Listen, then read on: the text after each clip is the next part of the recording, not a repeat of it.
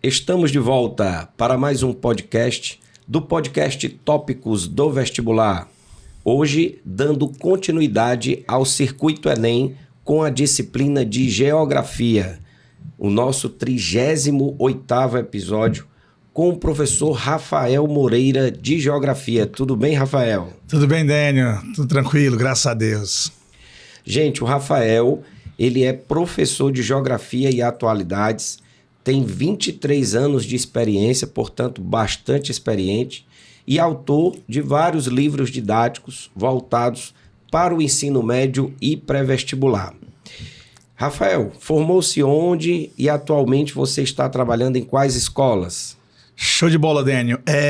Primeiramente, gostaria de agradecer pelo convite especial, né, fazer parte de um projeto importante para a juventude aí, engajar essa galera, né, usar as redes sociais, que é hoje o meio mais comum deles se atualizarem, então a gente também está nessas plataformas, é algo extremamente importante. Parabéns aí pelo projeto e muito obrigado pelo convite. Bom, e eu sou formado pela velha Universidade Estadual do Ceará, né, UES, me formei ainda lá em 2004 e a gente já vem trabalhando aí nesse nicho de pré-vestibular e ensino médio.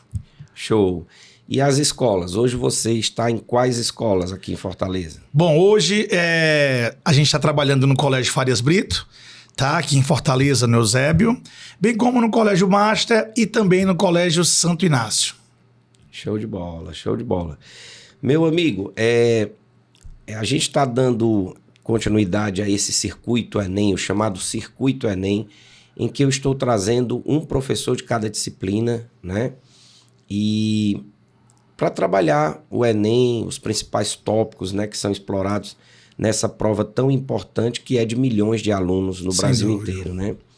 E dentro da prova de Ciências Humanas, a prova de Ciências Humanas ela tem várias disciplinas, né? Isso. História, Geografia, Filosofia, Sociologia.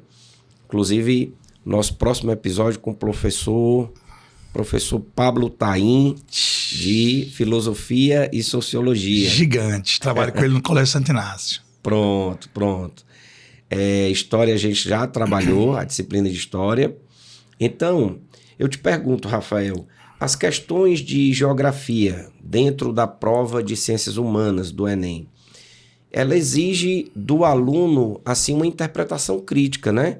O aluno, ele precisa focar em temas, sobretudo, sociais e ambientais. Aí eu te pergunto, me fala um pouco como é que essa prova explora as questões ambientais? Boa. Vamos lá, a prova de Ciências Humanas do Enem, a geografia ela é muito bem contemplada, né? Hoje, nos últimos anos, a gente vai ter aí de 15 a 20 questões que a gente pode dizer geografia. Óbvio que o Enem, ele não trabalha por disciplina, e sim por habilidades, competências. E aí uma questão pode se envolver, por exemplo, indústria brasileira. Você pode trazer uma discussão dentro da perspectiva da história ou da geografia e também da sociologia. Então, especificamente, o meio ambiente é hoje, sem dúvida alguma, aí, um dos temas mais recorrentes. E além da sua recorrência, que gera importância, que o aluno tem que focar seus estudos, ele é um tema muito complexo, né? Quando você fala em questão ambiental, você pode ver essa discussão tanto na prova de humanas, como na prova de natureza, como inclusive, que eu venho trabalhando aí, falando em todas as salas.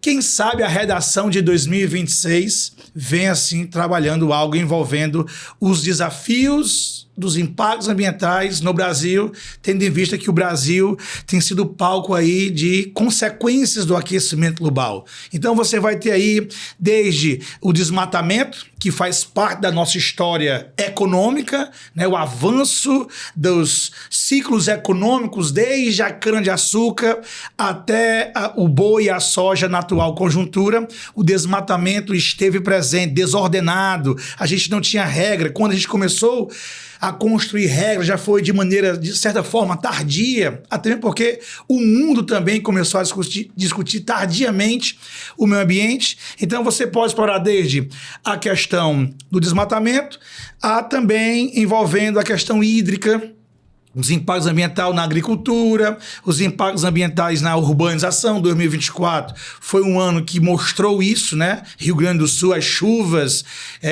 que bateram recorde no sul e no norte, seca. A Amazônia registrou uma das maiores secas da história e o Rio Grande do Sul, aquela chuva. Então, o Brasil é um país extremamente sensível aos impactos diretos e indiretos do aquecimento global. Então, é essa perspectiva que o Enem gosta de trabalhar. Pois é, você falou aí num tópico importante, que é a questão da interdisciplinaridade, né? Isso. Você falou que esse assunto ele pode cair tanto em ciências humanas quanto em ciências da natureza. E eu, como professor de biologia, eu leciono também essa parte ambiental, sobretudo na área de ecologia, que é o assunto que mais cai em ciências da natureza. Mas uma coisa interessante, Rafael, que a gente está acompanhando aí pelo noticiário, é a questão do Super El Niño, né? Que promete chegar aí no segundo semestre, a partir do segundo semestre, isso, que possa provocar, infelizmente, seca no Norte e Nordeste, né? E também chuvas, né, exageradas no Centro-Oeste, Sul e Sudeste. Então, o aluno ele tem que estar atualizado a essas questões, né? Não apenas também relacionado aos acordos que são feitos na área ambiental, que os principais países que poluem muitas vezes não assinam, ou se assinam, não fazem jus à assinatura, né? Eles são signatários desses acordos, mas acabam não fazendo jus. Mas o aluno ele tem que estar atento, né? E eu vejo que muitos alunos dizem assim, professor Super El Niño, não sabe nem para onde é que vai, né? Então, como é que você encara esse lance de atualidades? Até porque você também milita nessa área, né? Perfeito, perfeito. Eu gosto muito de trabalhar assim, com atualidades, né? Que é uma pegada muito forte aí nas provas dos vestibulares tradicionais, né? A nossa UES, ela veste a camisa das atualidades, até mesmo pela dinâmica dela, né? Ela é uma prova, por ser uma prova menor, ela consegue trazer temas bem mais próximos. E vestibulares como FUVEST, Unicamp, também trabalham dentro dessa perspectiva, e o Enem já é uma atualidade mais complexa. Isso não quer dizer que temas como Super Ninho, que vem sendo discutido aí pelos principais órgãos de meteorologia, Estados Unidos, União Europeia, China, e é algo, infelizmente, que é fato, né? As consequências do aquecimento global, a conta está chegando, né? Como eu falei no início, a gente começou a discutir isso de maneira muito tardia, apesar daquela frase tradicional, antes tarde do que nunca, mas foi muito tarde, né? Foi agora na Guerra Fria, 1972, no dia 5 de junho, que é inclusive o Dia Mundial do Meio Ambiente, por conta desse encontro do dia 5 de julho de 1972, Estocolmo, Suécia, no momento em que o mundo falava em bomba atômica, em Guerra Fria. Então o meio ambiente era o quinto plano, sexto plano. Mas começamos, e de lá para cá a ONU vem se organizando, grandes encontros como a Rio 92, também chamada de ECO 92, que tem relação aí com o desenvolvimento sustentável, que tanto a natureza como as humanas trabalham. A gente pode falar também do Acordo de Paris em 2015, que foi o ano decisivo aí, o Acordo de Paris, que os Estados Unidos, como você falou, eles entraram com o Barack Obama, mas o Donald Trump retira, mas e lá na frente o Joe Biden traz de volta, e aí isso gera uma dúvida quanto ao futuro ambiental, que é mais urgente do que nunca. E naquele mesmo ano, a gente vai ter aí o início da discussão da Agenda 2030, os Objetivos de Desenvolvimento Sustentável, que é um tema extremamente relevante para o nosso Enem. E caso caia aí como tema de redação, o aluno tem sim que se lembrar desses 17 ODS, né, que são fundamentais aí para tentar reverter, porque os limites planetários já estão se excedendo, e aí chegará um momento que não tem como a gente retroceder, é apenas reduzir impacto. Hoje a gente tem a discussão global é reduzir os impactos, não reverter a situação dos impactos ambientais, do qual o Brasil, né, ele é um país importante, mas como você disse muito bem, a gente vai ter os países mais desenvolvidos como os agentes principais da destruição, né? Estados Unidos, a própria União Europeia, a China, que não é desenvolvida, mas é o segundo país mais rico e hoje tem uma matriz energética aí encabeçada pelo carvão mineral, que é um combustível fóssil que a gente vem aí queimando desde a Revolução Industrial, mas, infelizmente, os impactos vão chegar nos países em desenvolvimento. Então, os países desenvolvidos geram impacto e quem mais sente são os países mais pobres da África, da Ásia e da América Latina. Isso, exatamente. Eu concordo em gênero, número e grau aí do que você falou. Haja vista, o país que é industrializado, ele não vai retroceder, né? Então, ele vai continuar poluindo e esse tipo de poluição, né? Que muitas vezes são vários tipos, né? Existe a atmosférica, a das águas, a radioativa, enfim. Esses tipos de poluição, eles vão atrapalhando, né? E acaba que o país que ainda não está preparado, ele sente mais as consequências do que aquele que tem ainda reservas financeiras, em que a população tem uma renda per capita maior, né? Sim. De uma forma geral. Sem dúvida alguma. Outro ponto importante, Rafael, que eu acho, não sei se você concorda, dentro da prova de ciências humanas, é a questão do espaço urbano, né? A gente vê uma urbanização acelerada em muitos países. Nós vemos problemas sociais, né? Segregação socioespacial, conurbação, né? Muitas áreas em diversos países em que você vê essa conurbação e a gentrificação, né? Sim. Que eu acho que estão querendo fazer com Fortaleza, sobretudo na região do centro. Sim. E eu não sei se está contento. Como é que você vê esses temas, Rafael, relacionados à questão urbana na prova do Enem? Massa.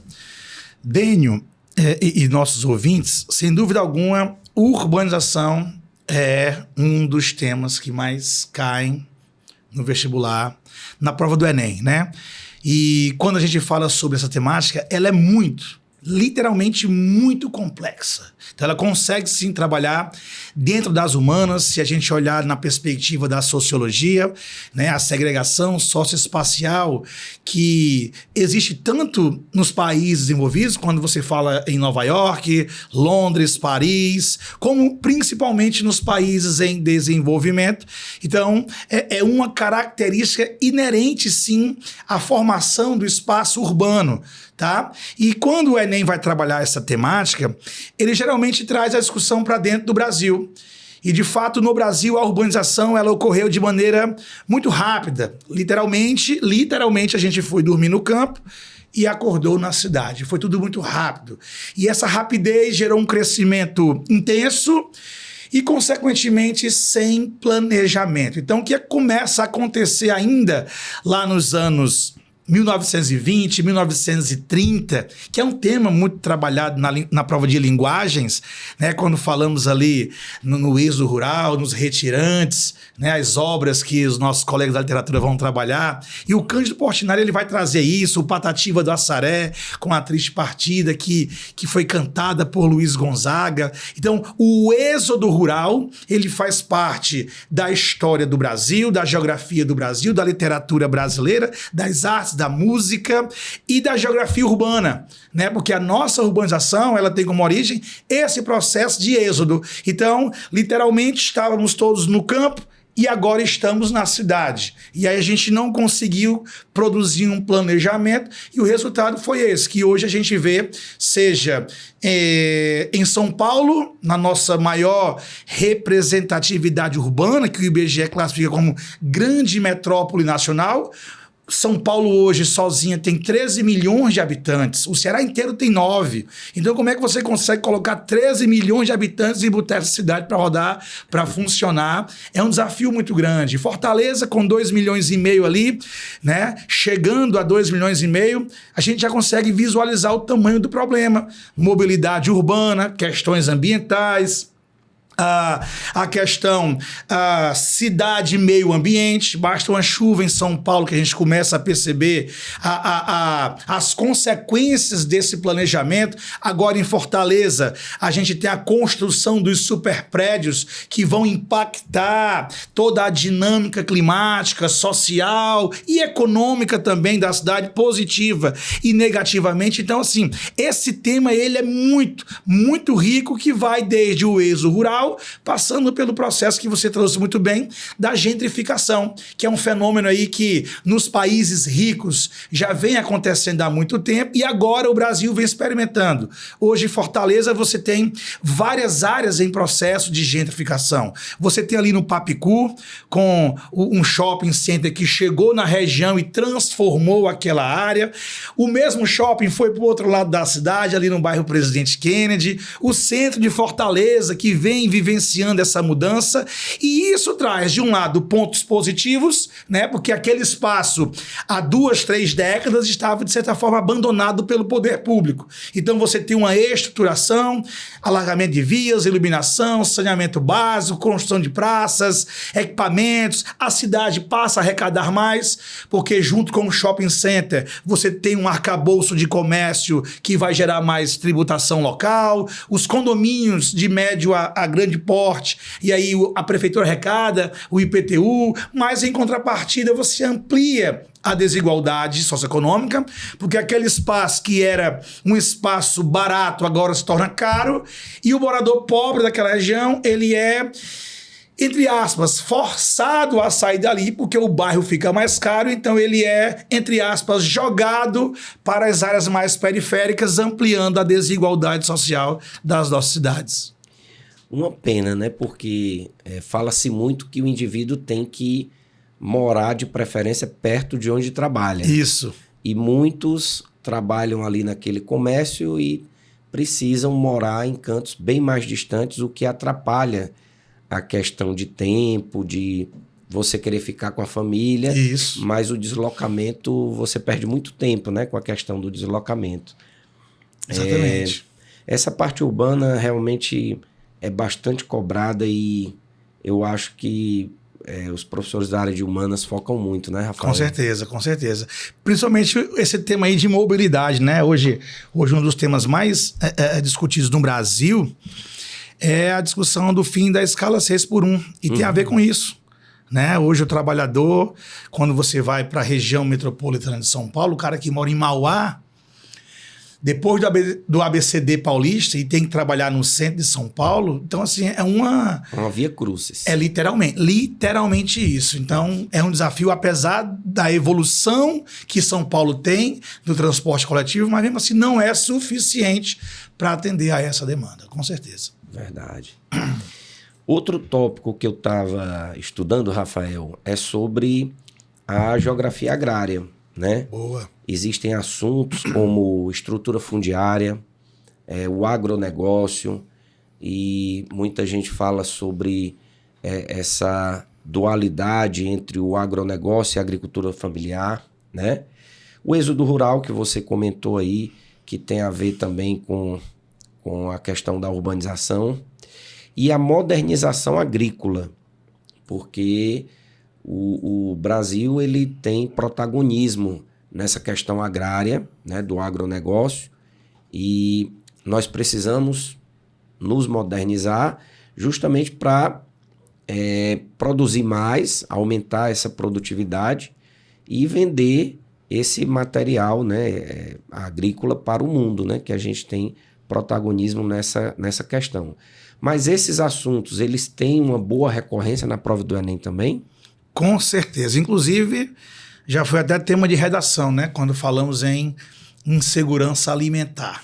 Né? O tema insegurança alimentar é o termo bonito, que podemos dizer assim, para fome, de vários níveis. O Brasil, que é um país celeiro agrícola global, hoje ainda convive com a insegurança alimentar no dia a dia em milhões de brasileiros. Então, quando falamos na questão agrária, é um outro tema muito importante e extremamente complexo e delicado, né?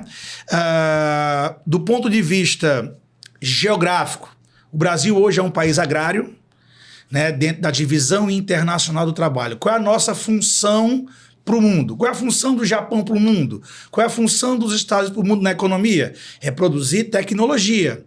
Então, a tecnologia, já que nós estamos na era da informação, ela tem um valor agregado muito elevado.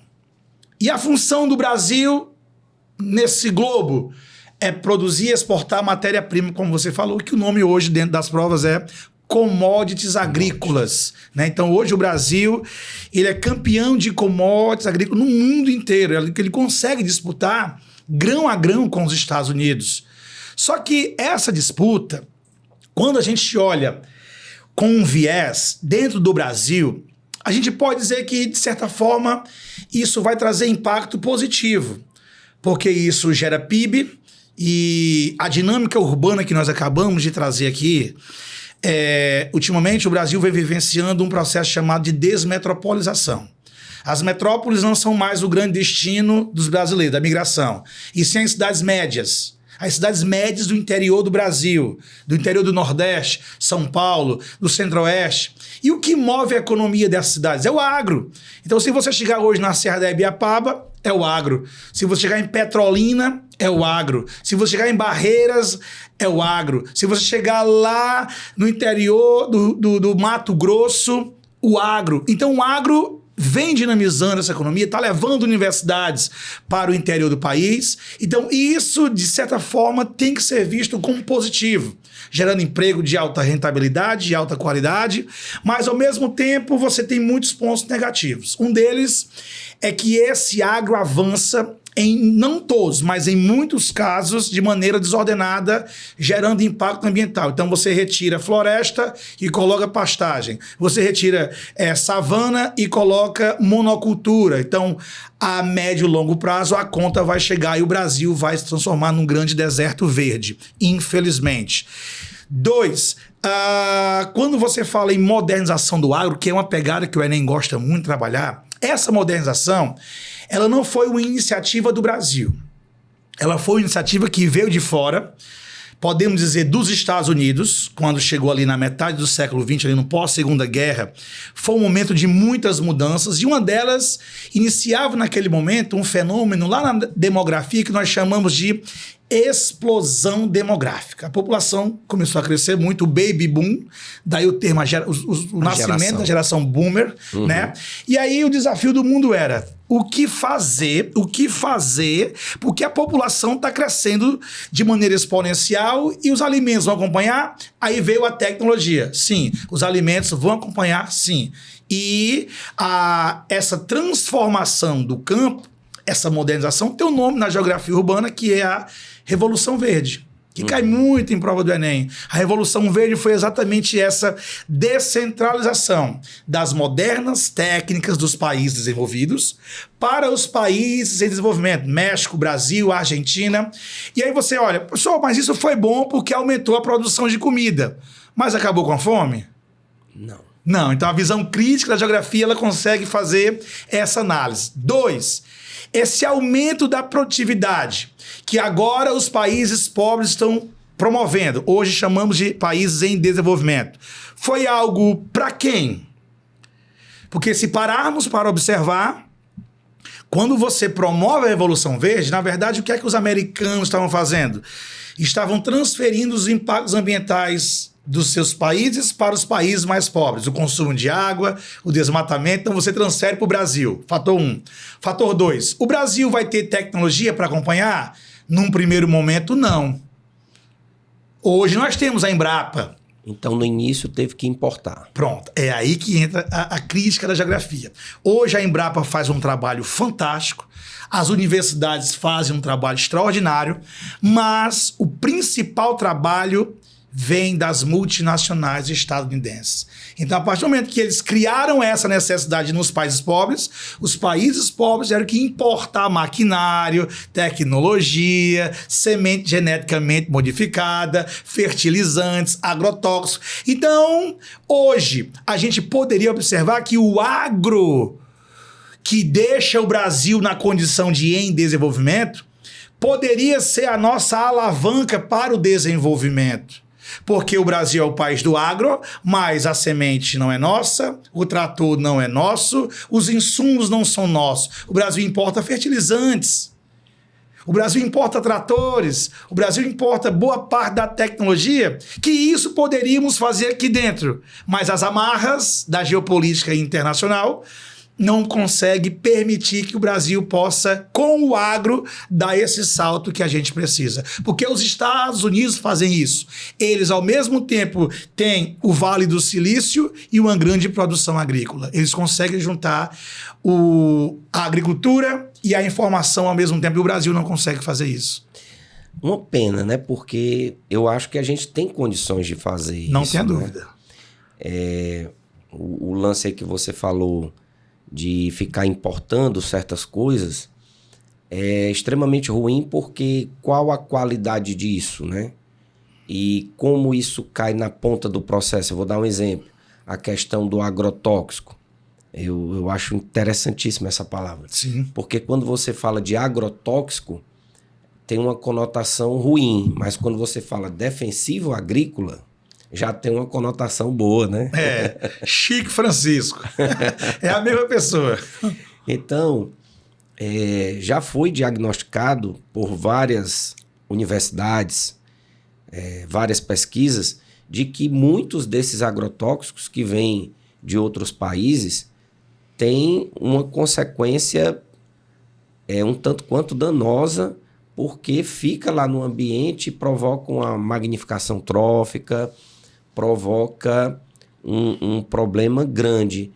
E acaba que o produtor ele não quer mais ficar refém de uma lavoura tradicional, porque o transgênico está com a produtividade bem maior, né? Sim. Então, o nosso país ele fica muito refém realmente de certas coisas de outros países, de fato.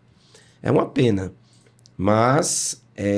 E um ponto importante que você tocou, que eu achei fundamental, é trocar a nossa mata nativa pela agricultura. Isso não é muito legal, porque vai que não dá certo, vai que o cara desiste, aí a erosão começa a detonar, daqui a pouco a gente tem uma desertificação. Totalmente. Naquele local, né? Totalmente. E muitas são as áreas desertificadas na Caatinga, no Cerrado. A própria savanização da Amazônia já é uma consequência desse processo. A Amazônia é quem está sofrendo mais, né, Rafael? A Amazônia hoje você tem um processo aí, a savanização, desmatamento da Amazônia, queimada na Amazônia, para o aumento de pecuária bovina. O Brasil hoje é referência global. O Brasil hoje tem esse peso na produção e exportação de carne, mas um custo ambiental muito elevado. Muito alto. Muito alto. Mas nós temos tecnologia para aumentar a produtividade sem ter que aumentar o desmatamento. Só que muitos produtores não querem fazer esse investimento. Hoje é possível. Hoje é possível você fazer o consórcio de agricultura, você fazer o consórcio de pecuária com a produção de árvores, né? O sombreamento é até bom para o gado, ele vai pegar menos sol, vai dar uma maior qualidade. Só que isso requer um investimento grande e que muitos dos empresários envolvidos nisso, eles não estão olhando para a cadeia, eles estão olhando para o quanto eu vou lucrar com a produção. Eles não olham o impacto ambiental, social, para o país, que é muito importante. Verdade. Rafael, tem um tópico dentro da prova de Ciências Humanas que eu particularmente gosto muito, né? Eu já trouxe aqui, inclusive, outros professores de geografia, o Davi Costa, com quem você trabalha lá no FB, né? Professor Marcelo Leão também, professor... Jorge Wilton. Jorge Wilton, GG, trouxe o Jorge Wilton. E é o tema de geopolítica, de globalização. E o interessante é que o aluno, voltando àquela questão de estar atualizado, ele tem que estar todo o tempo ali lendo os conflitos internacionais, os acordos, os blocos econômicos. Tem gente que não gosta do multilateralismo, já o nosso presidente defende o multilateralismo. Sim. Enfim, e esses acordos, eles são fundamentais porque é aquela história. Existem conflitos de diversas causas, mas tudo está no entorno do dinheiro, né? Claro. Da questão financeira. Então, esse assunto, Rafael, como é que você vê esse assunto dentro da prova? Geopolítica e globalização. Rapaz, é um assunto que, além dos alunos gostarem, né? Os professores também, né, se empolgam. Se empolgam. Ao invés de passar 2 aulas, passam 5 aulas trabalhando, porque é um tema inesgotável, né? Quando falamos em geopolítica, a gente poderia fazer uma disciplina chamada geopolítica, à parte, e passar o ano inteiro falando disso, porque literalmente não tem fim. Você tem várias formas de trazer esse debate para o aluno hoje, mas de maneira bem objetiva, bem clara, trazendo para o Enem. Como é que a gente pode trazer? Bom, um dos pontos seria essa novíssima ordem mundial que está se formando nesse momento, né?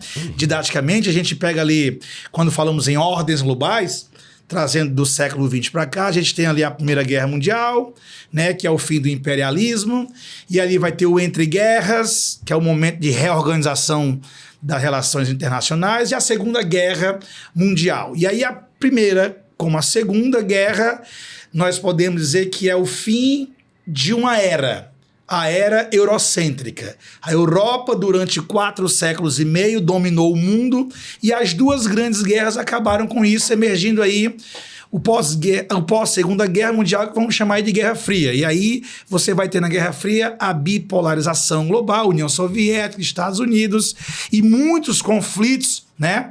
Quando você observa o que está acontecendo agora no Oriente Médio, na América Latina, na África, na Europa, na Ásia, parte da Guerra Fria. Por isso que o tema Guerra Fria, ele é o tema coringa dessa geopolítica, para você entender questão Israel-Líbano, Guerra Fria. Questão Palestina, Guerra Fria. Questão Irã-Estados Unidos, Guerra Fria. Para você entender Guerra da Ucrânia, Guerra Fria. Para você entender Taiwan-China, Guerra Fria. Então, conflitos da África, Guerra Fria. Descolonização da África que ocorre na Guerra Fria. Hong Kong. Né? Hong Kong, Guerra Fria. E aí vai. E aí, quando você tem a Guerra Fria, a vitória americana, anos 90, surge a nova ordem, uma ordem multipolar que você trouxe muito bem, e essa multipolaridade hoje, ela pode ser materializada com o G20, né? O G20 hoje é o grupo das 20 maiores economias, que na verdade são 19 maiores economias mais a União Europeia, mas você tem 20, mas literalmente protagonista agora são 3. Aí por isso que eu trouxe aí a novíssima ordem mundial. E quais são esses 3? E quais são esses 3? Bom, a gente tem na lateral, vamos chamar aqui, olhando para o mapa mundial, na lateral esquerda, nesse ritmo de Copa do Mundo, a gente vai ter os Estados Unidos. Né? Os Estados Unidos e a atual política do Donald Trump deixou clara: revitalizar a doutrina Monroe. Inclusive, algumas provas já trouxeram aí a atualização disso como a doutrina Monroe. Donald Trump com Monroe. James Monroe, né? Que é a América para os americanos. E nós começamos 2026, não tinha acabado nem direito o Réveillon, a gente já começou com a queda do Maduro lá na Venezuela, aí o petróleo, a intervenção americana, aí o próximo alvo é Cuba, aí já especula-se o Brasil, aí já especula-se interferências estrangeiras em eleições que está acontecendo, o papel do México. Então, os Estados Unidos dominam a América e as grandes potências não intervêm aqui. Do outro lado, na lateral direita, a gente vai ter a China dominando a Ásia, né? Os Estados Unidos com esse estilo peculiar, né? Que o vovô trazia muito. O que peia e dinheiro não resolver é porque foi pouco. Então, esse é o modus operandi americano, e a Groenlândia mostrou isso, né? Já tentaram tomar na porrada, já tentaram comprar. Então, o estilo Donald Trump ser. Já o Xi Jinping já é mais o enxadrista, né? O Xi Jinping já é aquele cara... Estrategista, que não vai gritar muito, que observa mais, fala menos. Deu uma aula agora no Irã, deu uma aula agora na guerra do Irã. Finalizamos, teoricamente, a guerra do Irã e a participação da China foi fundamental nessa questão. Então, a China domina a Ásia, Taiwan, ninguém intervém lá, né? E no meio aqui, a gente vai ter quem? No meio de campo? A Rússia. A Rússia, hoje, a gente consegue perceber muito bem, Dênio, o enfraquecimento da Europa, né? A Europa que dominou o mundo durante 4 séculos e meio, como eu acabei de falar. Hoje, a Europa não tem mais o mesmo protagonismo, nem econômico e nem militar. Econômico, por conta do envelhecimento do continente, a crise econômica, imigração, e militar, a OTAN, né? Você tem aí a OTAN que nasce na Guerra Fria e que hoje, dependendo dos passos de Donald Trump, ela pode se acabar. OTAN contra OTAN. Nunca houve isso, podemos ter isso. Então, assim, a Europa está à mercê de um avanço da Rússia, que não é mais aquela força econômica, mas é uma potência nuclear. E ninguém se mete na guerra da Ucrânia. Então, você tem ali Ucrânia, Rússia, ninguém se mete. Estados Unidos, América, ninguém se mete. Taiwan, China, ninguém se mete. Então, você tem uma novíssima ordem aí dentro dessa perspectiva, numa G20 que se transforma em G3. Pois é, eu de vez em quando escuto vários podcasts, né? E o que eu escuto mais é aquele podcast da Natuza Neri, O Assunto. Sensacional. E fala-se muito sobre isso que você falou. A Europa, ela sempre esteve, através da OTAN, debaixo do guarda-chuva dos Estados Unidos. Só que os Estados Unidos não querem mais investir nisso. Então, já tem agora um caminho de esses países um pouco maiores ou mais militarizados ou mais potências de voltarem a se militarizar cada vez mais, porque nesse momento eles estão frágeis, né? Então, e a guerra da Ucrânia continua. Continua, de 22 para cá. Exato. Então, assim, hoje eu penso que, eu até escutei isso, né? As duas grandes potências militares são Estados Unidos e Rússia. Mas a China está crescendo. Sim. Ela ainda é um filhotinho, mas que daqui a pouco vai virar um monstro, né? Porque economicamente já é. Isso. Então, eu noto, Rafael, que são muitos atores, né? Para você compreender essa geopolítica, essa globalização. Eu posso falar ainda que existe globalização? Esse termo ainda é utilizado ou ele já está em desuso? O que é que você acha? Boa discussão, Dênio. Assim, não tenha dúvida. Globalização é o termo em uso.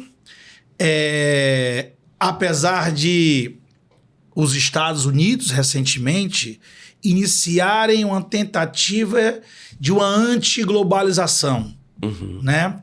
Porque, assim, quando os Estados Unidos eram a maior potência, de fato e de direito, o que é de fato de direito? É uma potência em que ninguém conseguia concorrer com eles. Aí eles criaram a ideia de que o mundo tem que ser globalizado. Então a Nike tem que chegar em qualquer lugar do planeta, o McDonald's tem que substituir a tapioca com café, e acabou-se. Só que agora, eles jamais imaginariam que um país pudesse ameaçá-lo de fato e de direito. O que seria uma utopia. A história dos impérios mostra isso. Você tem impérios que uma hora ele vai deixar de ser império. E o Império Britânico foi o último grande exemplo. Chegamos a ter recentemente 1/5 do mundo sob o comando do Império Britânico. Olha aí. Sobretudo África e Ásia, né? Exatamente. Era o império em que o sol nunca se punha. Por quê? Porque eles tinham da Nova Zelândia aos Estados Unidos. De leste a oeste era o Império Britânico. E hoje o Reino Unido é um país que não é nem mais a maior potência da Europa. Hoje esse papel é da Alemanha. Que inclusive a gente pode também trazer aí em ritmo de Copa do Mundo, fazer a pergunta, né? Para quem o Rei Charles está torcendo? Aí você fala, como assim? Para qual seleção? Ele pode estar torcendo para a Inglaterra, para a Escócia, para o Canadá, para a Nova Zelândia, para a Austrália. Aí você fala, por quê? Porque ele é rei desses 5 países. Ele não é só o rei do Reino Unido, tem a comunidade britânica, que remonta ao contexto histórico do Império Britânico. E os Estados Unidos, eles imaginavam que ia ser o Império Eterno, o que não é, pelo contrário. É um dos impérios mais curtos da história. Hoje já podemos dizer que o Império Estadunidense está com os dias contados. Por isso que o Donald Trump, que os europeus jamais imaginariam que um cara com essas características pudessem assumir a Casa Branca, porque se eles tivessem essa noção, eles não teriam deixado o poder militar deles na mão dos americanos, já teriam tomado uma providência bem antes, né? E aí o Donald Trump, ele chega à Casa Branca exatamente dentro do efeito negativo da globalização, do que podemos dizer assim, o feitiço virou contra o feiticeiro. Como assim? A globalização foi a forma com que as potências americanas chegassem no mundo inteiro, entre aspas, mas hoje é a mesma globalização que tirou os empregos dos americanos. Então você tem os Estados Unidos, o seu Nordeste, que era a região mais industrializada do mundo, hoje esse título é do Sudeste Asiático. As indústrias fecharam nos Estados Unidos, abriram na Ásia, gerou desemprego nos Estados Unidos, gerou a pobreza nos Estados Unidos, e aí entra o Donald Trump, quem foi que ele levou para a pobreza? A globalização. Então vamos fazer a América grande novamente? E aí vem o seu lema, o Make America Great Again, que é exatamente, me coloca lá que eu vou desfazer essa ideia de globalização. Só que ele esqueceu de dizer que essa ideia é dos Estados Unidos e ele esqueceu de dizer que foram os empresários americanos os responsáveis pela pobreza dos americanos, porque foram eles que decidiram sair para produzir fora. Então você está lá em Nova York comprando um sapato da Nike que ele foi fabricado na Malásia. Então esse é o dilema que ele jamais conseguiria imaginar que a China pudesse, né? Porque a China ontem estava passando fome. Se tu voltar 50 anos, Daniel, na China você morria de fome. Né? Década de 70. Década de 70, a China morria de fome. Hoje a China é o país que mais produz doutores. Olha a transformação curta. Ninguém, eu acho que nem o chinês mais otimista imaginou essa grande transformação num curto espaço de tempo que vai levá-los à hegemonia global. Rafael, eu vi um dado recente que a China eliminou alguns cursos de algumas universidades porque a inteligência artificial iria passar por cima, iria trucidar. Então eles já estão adequando a questão da educação e não precisa mais o seu cidadão sair do seu país para fazer uma pós-graduação fora, haja vista lá tem tudo, né? Sim. Tem tudo. Não tem dúvida. Inclusive, até recentemente teve a cúpula, né, do G7 lá na França. O Brasil foi convidado, outros países também foram convidados. E eu vejo muito a questão da polarização aqui no Brasil, né? Infelizmente. Se um apertou a mão do outro, se um não olhou para o outro. Ao invés de discutir o tema do G7, discutiram temas secundários, né? Temas secundários. Se o Donald Trump não olhou para o Lula, se o Lula não apertou a mão dele, enfim, aquela coisa toda. Na realidade, os encontros que são bilaterais, aqueles encontros mais reservados, depende do interesse do país. Sim. Então, se o Brasil, vamos supor, tem interesse em fazer um maior comércio com outro país que estava ali, né? Um representante ali, um primeiro-ministro e tal, o encontro rola. Se não, não rola. Passa para frente. Passa para frente, exatamente. Verdade. A gente falou muito aqui em geografia humana, falamos também sobre geografia agrária, geopolítica e me diz uma coisa, Rafael, a geografia física mesmo, né?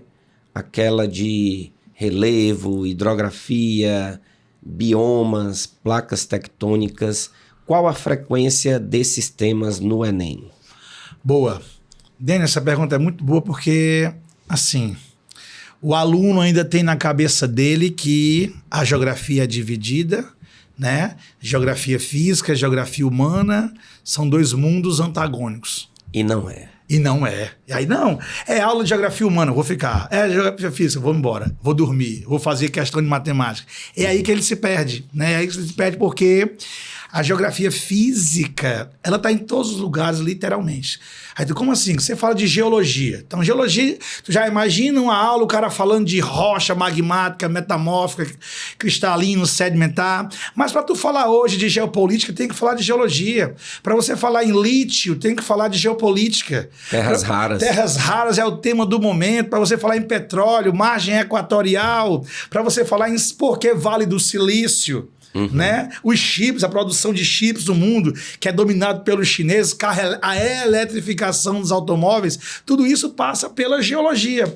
Então, a geografia física, conforme didaticamente a gente traz, ela é muito recorrente no Enem e é um dos pontos que fazem com que aquele aluno que subestimou a humanas, não, vou ficar aqui na natureza, na matemática, natureza, matemática, que é só ler e interpretar. O que não é. Pelo contrário, a geografia física ela é aquele mundo que traz termos técnicos, que não é só interpretar, é ter conceito, é ter embasamento.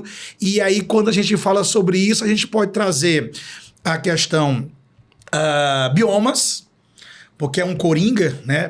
O bioma você roda aqui com o que nós já falamos, com globalização, a Amazônia, a discussão da Amazônia, roda com clima, ecologia, com física, com química. Quando você fala na lixiviação do solo, tem que rolar uma aulinha de química. Quando você fala na laterização do solo também, né? Então, a geografia física, ela é um ponto que o aluno, ao meu ver, né, que a gente já tem uma certa experiência, e aí, professor, como é que essa questão não é o item D, é o item E? Aí, porque faltou um detalhe aqui em você, que é o conceito. Porque eles vão para a prova de humanas, não, é só interpretar. Não, essa é uma visão extremamente equivocada. Para eu saber interpretar, eu tenho que ter conceito. Como é que tu vai interpretar o que tu não sabe? Então, o aluno, ele tem essa mania que a geografia física é o gargalo e que quando você vai trazer esse estudo e mostra para ele que não é só aquela parte tradicional, lá da nossa época, quando o aluno dos estudos sociais, da matéria decorativa, é muito mais do que isso. Moral e cívica. Moral e cívica é o novo. E aí você tem aí a geografia física, um tema pilar, extremamente importante, trazendo o meio ambiente, trazendo solos, né, o processo de vossorocas, que é um grande debate aqui no Brasil, né, que é a formação de grandes buracos no solo ao longo do tempo. Aí você tem também a própria geologia, que cai com certa frequência. Você tem também o tema climatologia, né, como você falou aí, ó, o super El Niño que está sendo discutido agora, ele não vai cair no Enem, mas o que é o El Niño vai cair no Enem. Então, o aluno tem que saber causas e consequências do El Niño. Então, se eu falo de El Niño, tem que falar de Laninha. E aí, essa discussão que o aluno, na cabeça dele, acha chata, ela é tão relevante quanto o que chamamos de geografia humana, entendeu? Rapaz, esse ano eu visitei ali a divisa entre Alagoas e Sergipe, né? Onde temos ali o Rio São Francisco. Isso. Visitei o túmulo dos cangaceiros, Lampião, né? Cangaço. O cangaço. Movimento importante. Fiz, inclusive, a rota do cangaço. E eu achei massa a fala do barqueiro, né? Daqueles que trabalham com aquelas embarcações no Rio São Francisco, de ele ter a consciência de que a transposição foi fundamental para tentar diminuir a seca no Nordeste, porque beneficiou muitos dos irmãos nordestinos, fala dele. Mas também não teve, digamos assim, o devido cuidado na conservação desse manancial, desse rio, porque diminuiu a quantidade de água de fato, a quantidade de peixe, né? As margens do rio, enfim, não foram devidamente trabalhadas, conservadas, enfim. E ele tem essa fala, e eu achei linda essa fala dele, porque Claro. Ele foi empático, né? No entanto, ele sabe que aquilo ali, se não cuidar com o tempo, pode prejudicar o próprio trabalho, o próprio ganha-pão dele, né? Com certeza. Então, são essas discussões que essa divisão entre geografia física e humana não deveria nem existir, porque as duas coisas estão imbricadas, né? Boa. Estão muito imbricadas. E a gente pode só fazer um adendo aí, muito importante na sua fala, né? Essas obras faraônicas, essas obras gigantes, impactantes, governamentais, estatais, elas têm o seu fundo político, né? Mas óbvio que tem uma ideia, como você trouxe muito bem, é pegar água de um rio perene e levar para uma área semiárida, que o aquecimento global já produziu até uma área árida na região. Na Amazônia nós temos a mesma discussão, a Belo Monte, né? A importância de gerar energia, porém o Estado não dando a devida atenção, porque quando você constrói uma hidrelétrica dentro de uma floresta como a amazônica, O impacto além do impacto ambiental, que é imensurável, você tem o impacto social, que é o que você trouxe aí. O impacto social da transposição. Uma questão pode ser agora, uma questão Enem. A comparação do impacto social e ambiental da transposição de São Francisco e da construção da hidrelétrica de Belo Monte, porque o Estado, ele pensa, criamos uma hidrelétrica e levamos água ao sertão. Sim, mas a população local, como foi trabalhado? E isso, infelizmente, falta a sensibilidade do poder público em lidar com essas temáticas, que são importantes dentro da prova de humanas. Verdade, verdade.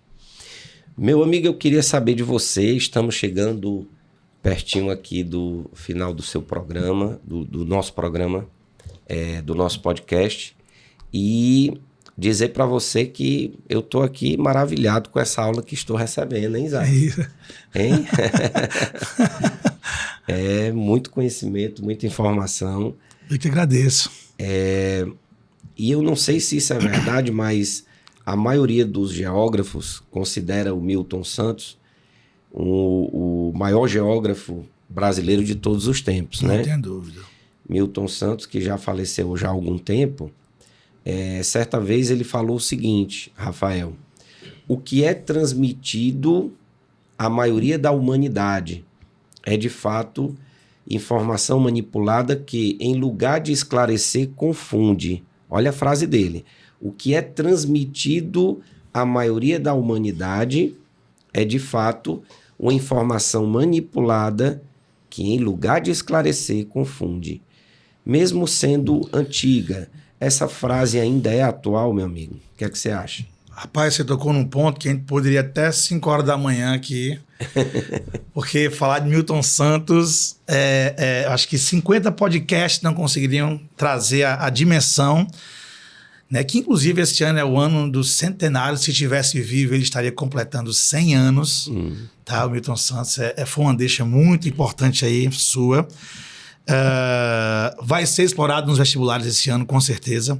Esse ano também aí você tem 25 anos de sua morte. Ele morreu em 2001, né? 25 anos.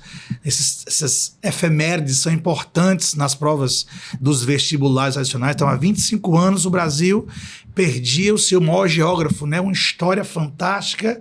Um cara que nasce no começo do século XX, no Nordeste, semiárido, na Bahia, pobre, negro, e chega onde chegou. Eu acho que no mínimo, é um exemplo para todo e qualquer ser humano do mundo.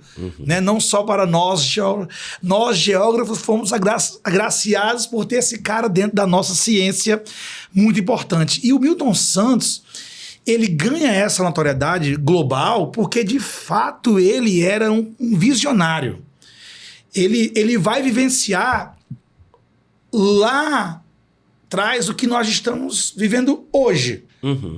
Ele vai visualizar. Como é que o Dênio e o Rafael vão visualizar o mundo no ano de 2074? Eu não tenho nem noção. O Milton Santos tinha essa noção. Então, o Milton Santos, ele, dentre as várias contribuições que ele tem para a geografia, a gente pode destacar urbanização, ele foi muito bom, e globalização. Inclusive criticando, né? Exatamente. Ele é o pai da geografia, de uma das escolas, a famosa geografia crítica. Essa forma, né? Como nós acabamos de brincar, antigamente a geografia era matéria decorativa, não levava ninguém a canto nenhum. O que leva a sociedade a um novo patamar é a visão crítica. E é ele um dos pais desse novo momento dessa ciência geográfica. E ele é o cara que vai trazer o termo revolução técnico-científico-informacional, que é a terceira revolução industrial. Hoje já estamos na quarta revolução, que é um aprofundamento da terceira. Então, pegando a sua pergunta especificamente, num mundo que não se falava em Facebook, em rede social, num mundo que não se falava teoricamente em fake news, ele estava prevendo tudo aquilo. Ele conseguiu prever essa onda que nós temos hoje, essa ferramenta, que é uma discussão, que pode ser também tema da redação, né? A legislação que temos que criar para as redes sociais, tornar a rede social um ambiente seguro, que até então no Brasil não é. Precisamos de uma regulamentação.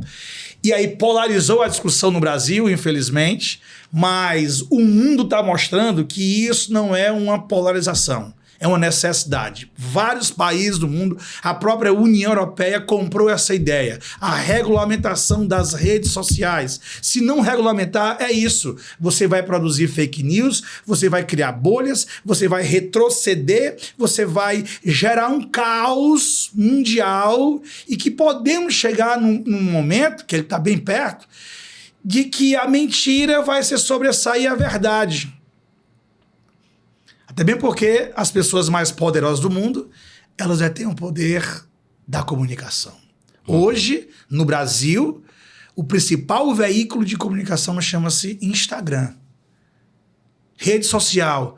Na nossa época era um jornal, era a revista Veja, a revista Época, diário, a gente folheava, era a TV, todo mundo ligado aqui na TV 8 horas da noite. Hoje é Instagram. E quem é o dono do Instagram? E hoje, o homem mais rico do mundo é dono do Twitter. O Jeff Bezos é dono de um grande jornal americano. Então, esses caras são donos disso para, literalmente, dominar a informação na era da informação.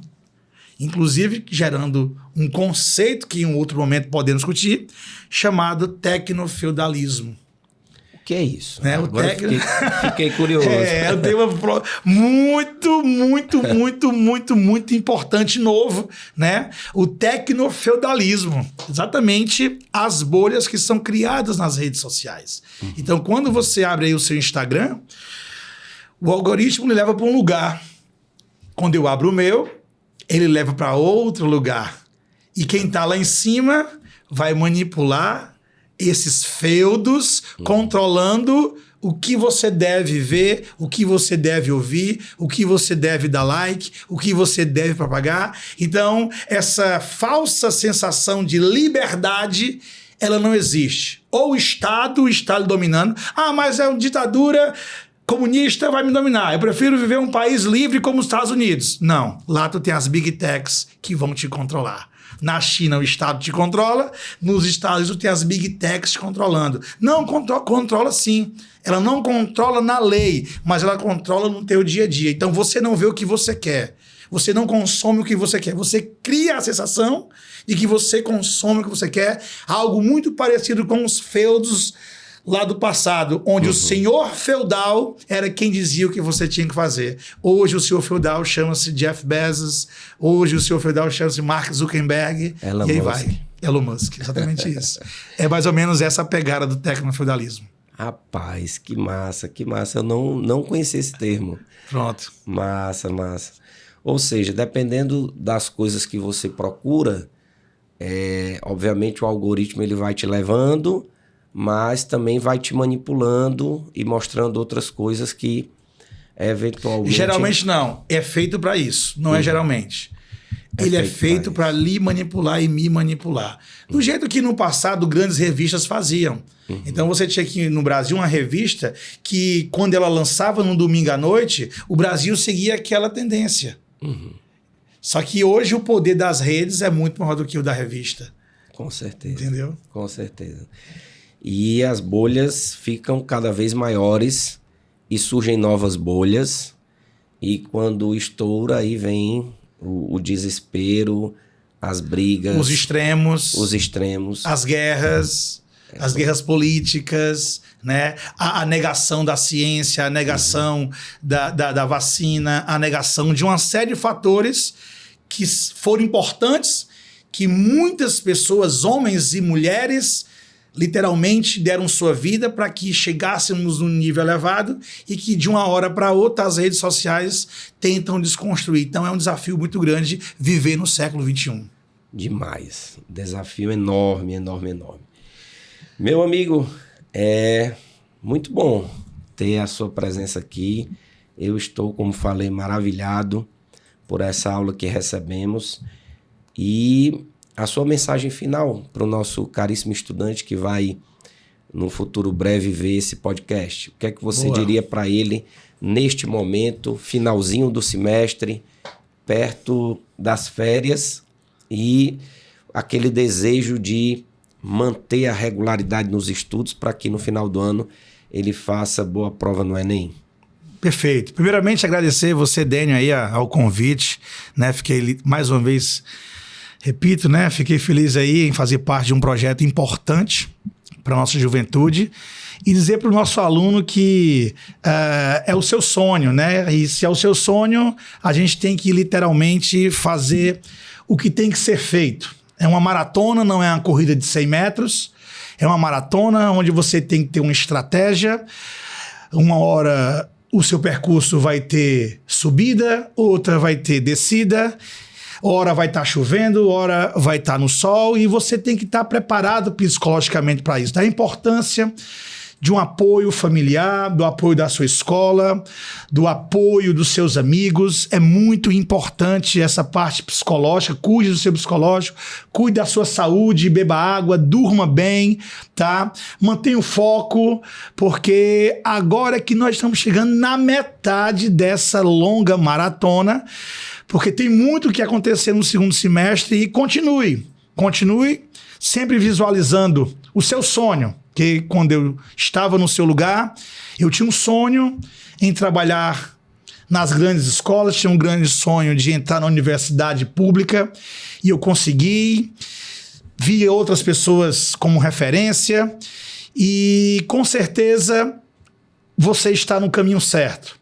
Permaneça, siga firme, siga em frente, porque a gente só colhe o que planta. Se você está colhendo dedicação, foco, disciplina, fé. Ah, professor, mas eu não acredito. Não importa. Acredite em você. Com certeza, a colheita vai chegar. A hora é a hora do plantio. Daqui a pouco, aquele textão no Instagram, chorando, homenageando aí seus pais, e vai dar tudo certo.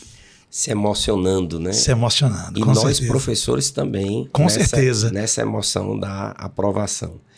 Gente, esse foi o nosso 38º episódio, como eu falei, dando continuidade ao Circuito Enem.